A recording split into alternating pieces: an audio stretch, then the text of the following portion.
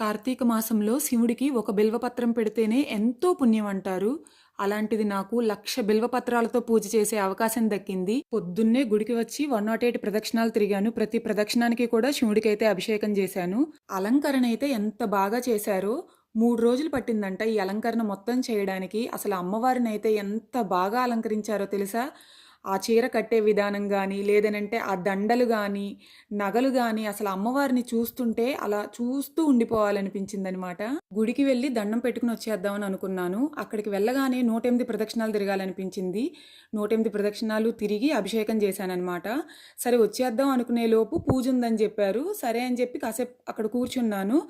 అసలు నేను అనుకోలేదు తెలుసా, నాతో లక్షపత్రి పూజ చేపిస్తారు అనని. ఇందుకే అంటారేమో, ఎప్పుడు ఏం జరగాలో అలా జరుగుతుంది, ఎవరికి రాసి పెట్టిందో అనని. నాకు రాసి పెట్టుందనమాట లక్షపత్రి పూజ చేయాలని. అసలు నేను ఎంత సంతోషపడ్డానో తెలుసా.